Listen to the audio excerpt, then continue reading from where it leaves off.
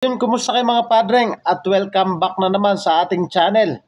So, kamakailan lang tinalakay natin yung charging system diagram ng Honda Click 150. Same lang siya ng Honda Click 125 o yung mga Honda Beat. Tapos, tinalakay din natin yung starting diagram kung paano nagfa-function yung mga relay, yung flow ng ating kuryente. So, sana may natutunan kayo doon. Ngayon, muli, ipagpapatuloy natin yung talakayan. Ang tatalakayan naman natin yung ating, meron na tayong charging, starting, so ano pa yung isa? Yung ignition system diagram. So yan ang ating tatalakayin mga idol. So ito. Kaya naman kung gusto mo yung ganitong talakayan, huwag niyo pong kalimutan na paki-like, paki-subscribe at paki-hit na rin po yung notification bell para updated po kayo sa mga videos na kagaya nito. So huwag na natin patagalin at banatan na natin yan.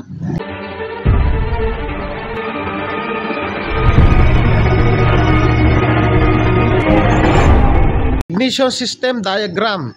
So yung mga component niyan, syempre meron tayong battery, ignition switch, siyempre mga relay, kasama yung ignition coil. Ayan. So simulan natin. So lagi naman siyempre meron tayong main fuse. Ito yon main fuse natin. Kalimitan main fuse nasa kaliwa to ng fuse box. Kaliwa, kulay white yata yon. So tatlo yan na sunod-sunod eh. So from 25 ampere na fuse, red wire po siya. Mapapansin nyo, red wire siya. Bago siya pumasok dito sa ating main relay o yung tinatawag na power relay, so yung nagpapailaw sa panel, so naging po siyang red white. Yung kulay niya ay nagbago, naging red white. So ibig sabihin yung red tsaka red white iisa lamang yan. Ngayon sabi ko nga sa inyo, kailangan napapasukan po yung ating ECM ng positive. Kailangan mapasukan ng positive para maglabas siya ng accessories wire. Maglalabas ito ng accessories wire papunta rito sa ating ignition key. So pansinin nyo, pumasok siya dito sa ating main relay. Kumbaga sa relay ng busina, ito yung ating 30. So kahit nakapatay yung susi, may supply to, yung red white. May positive supply. Okay, malinaw? So sabi ko rin sa inyo, sa power relay, given na po yung negative. So, nandyan na yan. Ang nawawala na lang, itong trigger na positive. So, dito muna tayo. So, nasupply niya na yung 30. So, kumbaga, ito yung ating 87 o yung normally close. Normally close po yan. Na pag nag-trigger yan, magko-contact yung dalawa. So, dito muna tayo. So, sinupply niya na yung ating main relay. The same time, from 25 ampere, sinupply niya na naman yung sa fuse box sa gawing kaliwa. Nakalagay doon ECM. Yung 10 ampere yung red na may brown. So, papasok dito sa ating ECM, papasukan niya ng 12 volt supply, mamanipulahin niya. Maglalabas ng accessories wire. Red, stripe na white, papasukan yung ating susian. Pag susi natin mga idol, magdidikit yan. Magiging accessories wire nga tong black na may white. Mag-trigger po itong ating power relay. So magko-connect tong dalawa pag nag-trigger.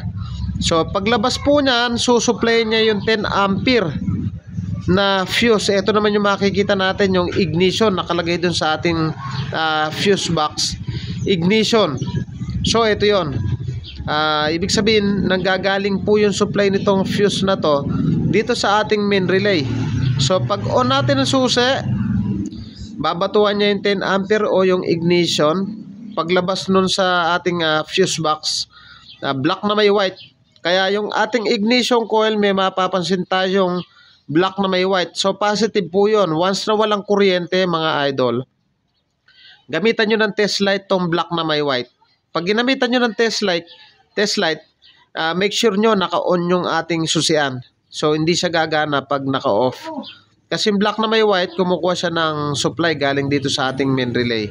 Kaya kung yung alimbawa naman mga idol na etong black na may white naka-on yung susian, alimbawa walang supply, possible na putol yan o yung terminal dito may corrosion. So napaka-importante na dapat alam natin yung flow.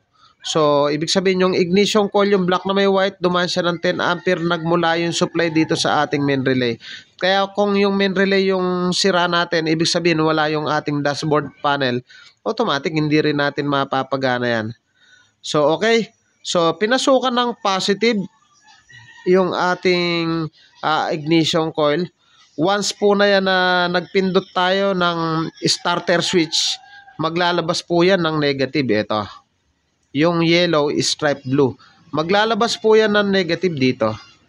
Kaya magi-spark yung ating spark plug. So positive po yung black na may white, yung yellow na may blue. Negative po yan na nagmumula dito sa ating ECM. Once na umiikot yung ating ACG, automatic yan, naglalabas po yan ng negative. Kaya po pag riniredundo po natin yung motor, automatic to, naglalabas po yan ng negative. Once naman nakapatay yung motor, tapos in-on natin yung susian, maglalabas to ng negative. Siguro mga 5 seconds. 1, 2, 3, 4, 5. Tapos mamamatay. So ganun po yung function nito. Bubukas, mamamatay. Pero once na umikot na yung makina, continuous na po yung negative dyan. So, malinaw po ba? Napakasimple lang ng ating ignition system diagram. Ang isusunod natin itatakel mga padreng, kung meron tayong ignition system, tong mga wiring dito sa ating ignition switch, kung paano ba magrekta. May nagtanong kasi sa akin, paano ba irekta yung Honda Click 150 o Honda Click 125, paano daw irekta. So, yan ang ine-next nating itatakel. So, sana may mga natutunan kayo sa mga ganitong talakayan. Napaka-importante kasi na dapat meron tayong knowledge o sapat na kaalaman para magamit natin sa pang-araw-araw na paghahanap buhay. So, thank you po sa inyo. God bless at mabuhay po kayo.